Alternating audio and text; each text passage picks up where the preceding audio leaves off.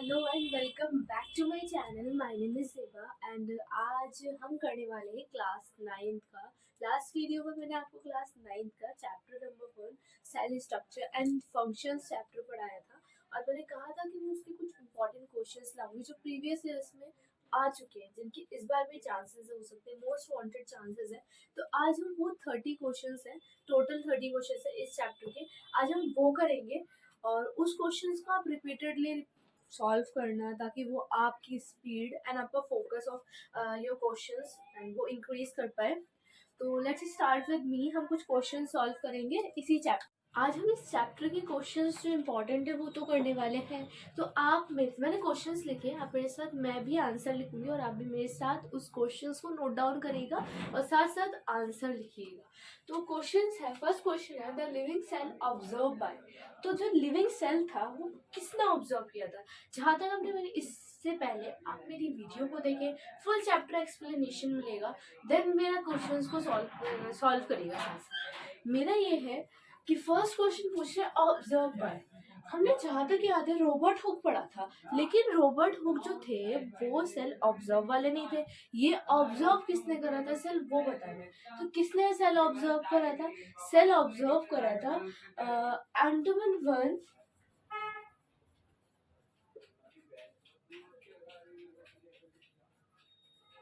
विकॉन ने करा था। और सेल कैन विजिबल बाय अ, कैसे हम सेल को विजिबल करने पाते हैं? मैंने स्टार्टिंग में ही बताया था, you can see the cell with the help of microscope. किसकी हेल्प से देख पाएंगे? माइक्रोस्कोप की हेल्प से देख पाएंगे।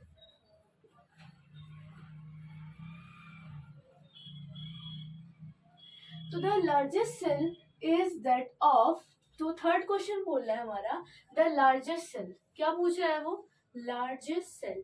मैंने वीडियो में आपको बताया था लास्ट क्लास में कि द लार्जेस्ट सेल कौन सा था। स्मॉलेस्ट सेल बता रही थी, उसका भी एग्जांपल बताया था और लार्जेस्ट सेल का भी बताया। तो ऑस्ट्रिच याद आया? ऑस्ट्रिच एग जो था वो हमारा सबसे लार्जेस्ट था, 170 माइक्रोमीटर टू 130 माइक्रोमीटर। यही बताया था ना मैंने लास्ट क्लास में, ऑस्ट्रिच का एग इतना बड़ा होता है। तो इसका क्या आंसर आएगा? ऑस्ट्रिच। ऑस्ट्रिच एग लिखना, ऑस्ट्रिच मत लिख देना बस खाली, ठीक है? ऑस्ट्रिच एग वो ऑप्शन में आएगा। Which of the following help to amoeba in locomotion?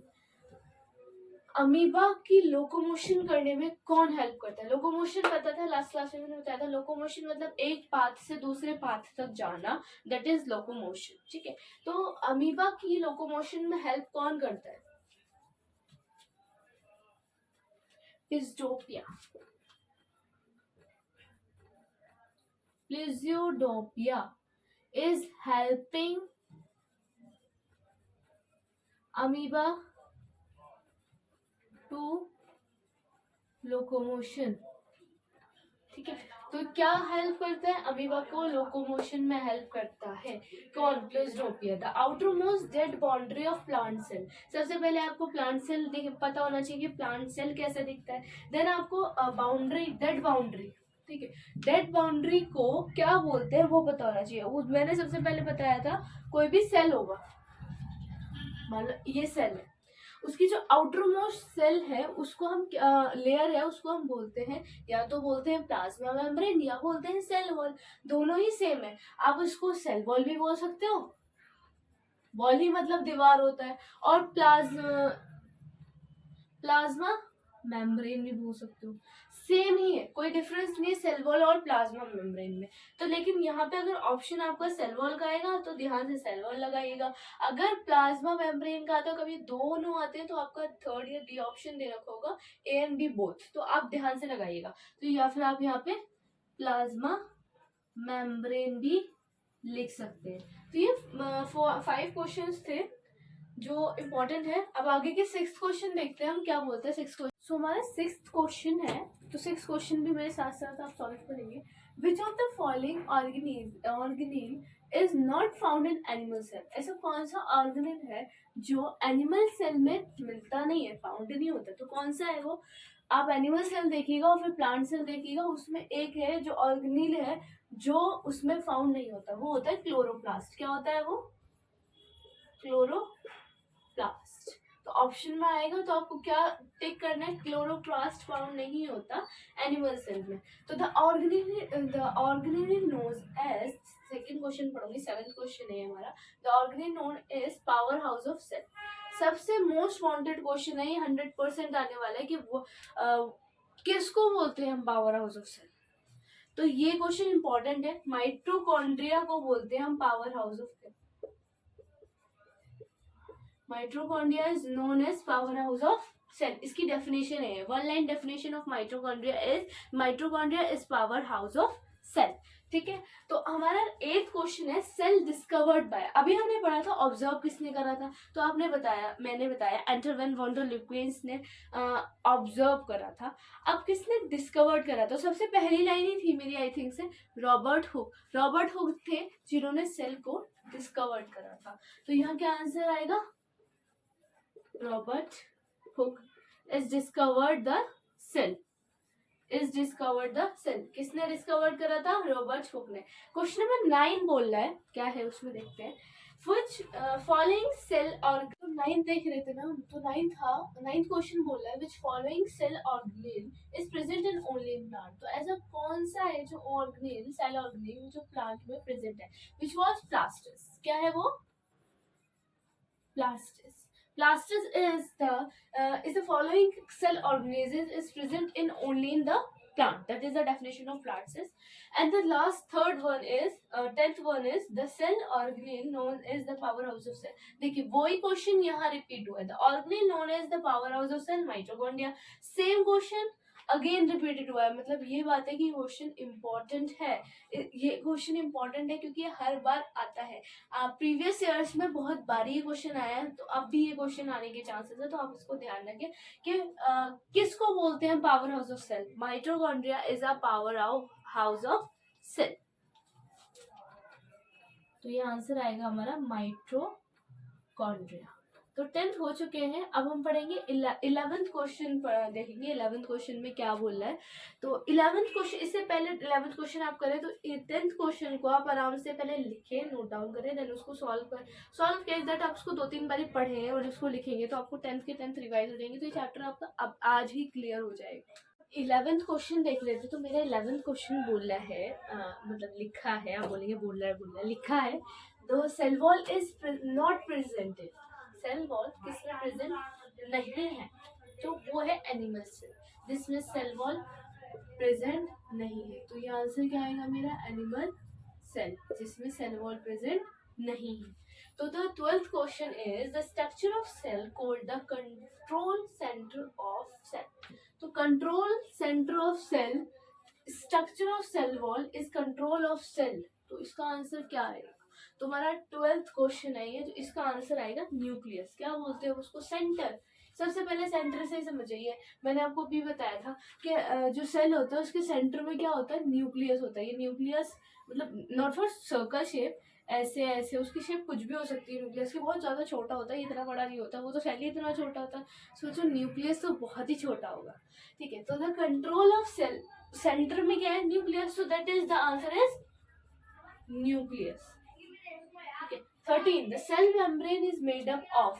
जो सेल मेम्ब्रेन है वो किससे बनी है, ठीक है। तो सेल मेम्ब्रेन पता है ना, यानी कि outer most layer of cell, that is cell membrane. Cell wall, plasma membrane. बात देखिए, मेम्ब्रेन और वॉल में फर्क क्या है, मेम्ब्रेन बाहर की लेयर एंड वॉल भी दीवार टाइप होती है। तो उसका आंसर क्या आएगा, किससे बनी है, प्रोटीन से बनी है। किससे बनी है, प्रोटीन से बनी। प्रोटीन से हमारी सेल मेम्ब्रेन की बाहर की लेयर बनी है। ठीक है, अब आ जाओ, the cell organism nick name is kitchen house of cell. ठीक है, ये ध्यान रखना, ही आ सकता है किचन हाउस ऑफ सेल। उसको क्या बोलते हैं हम, क्लोरोप्लास्ट।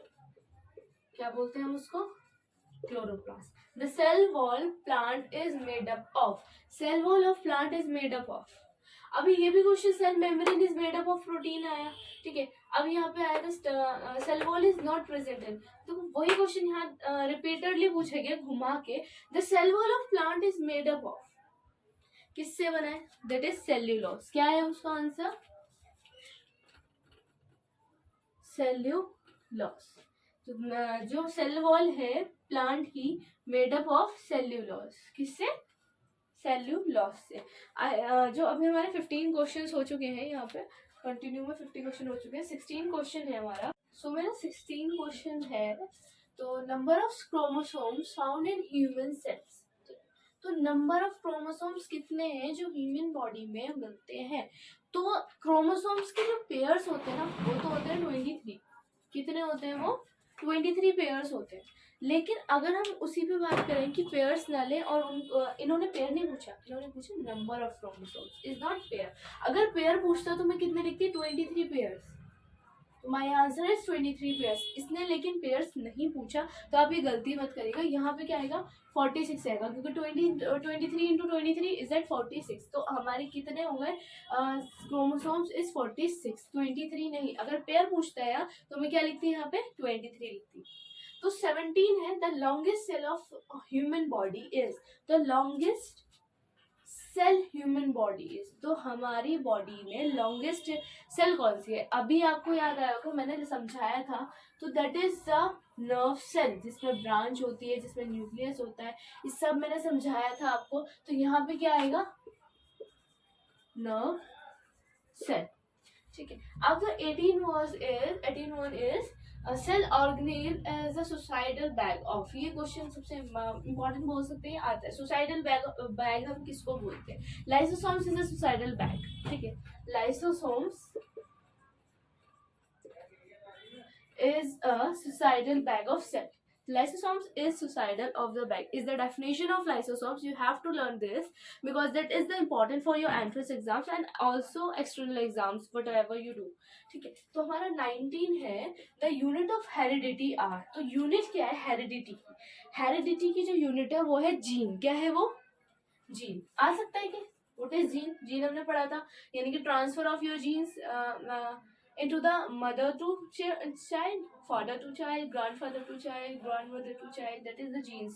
ठीक है। the cell organism responsible for protein synthesis। तो कौन सा ऐसा सेल ऑर्गेनिज्म है जो प्रोटीन को सिंथेसाइज यानी कि उसको पचाने में हेल्प करता है? सिंथेसाइज मतलब जैसे आप डाइजेस्ट कर रहे हो ना, that is the synthesize also.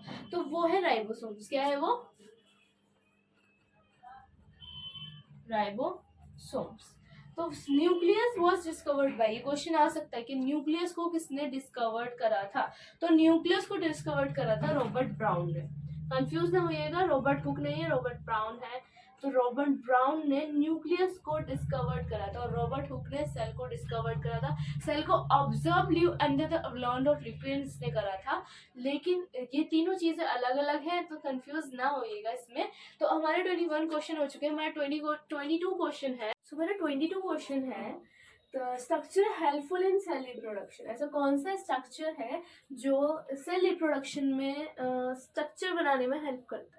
तो वो है न्यूक्लियस। न्यूक्लियस हेल्प करता है सेल स्ट्रक्चर बनाने में।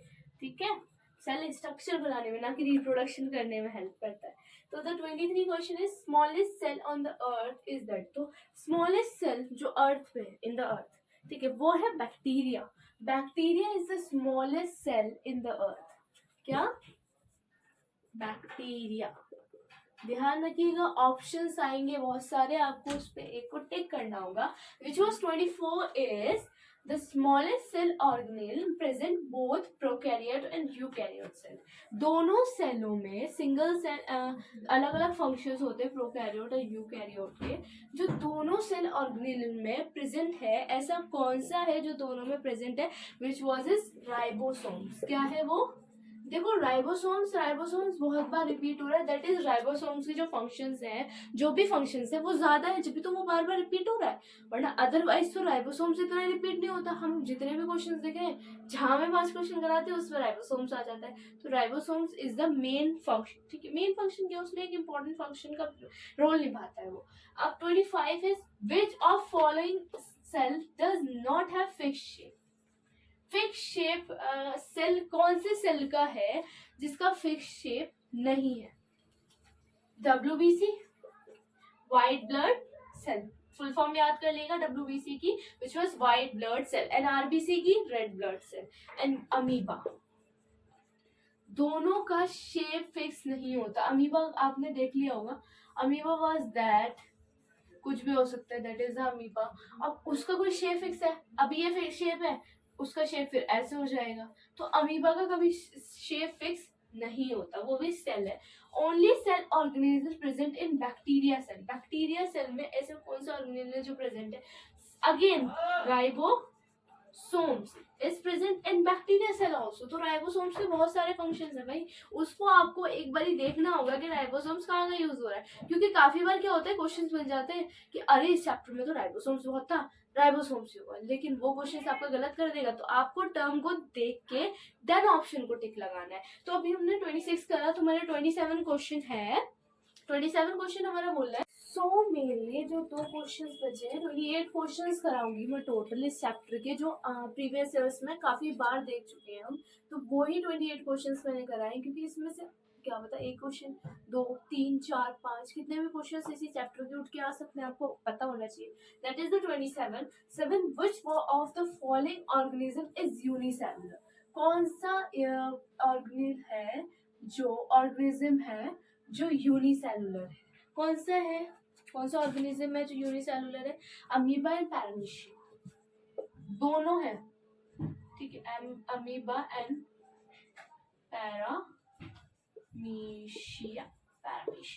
ठीक है। तो 21 is amoeba moves with the help of. Amoeba किससे मूव करने के लिए हेल्प लेती है?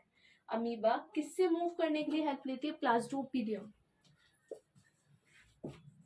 प्लाज्मोडियम, इससे अमीबा मूव करने में हेल्प लेती है।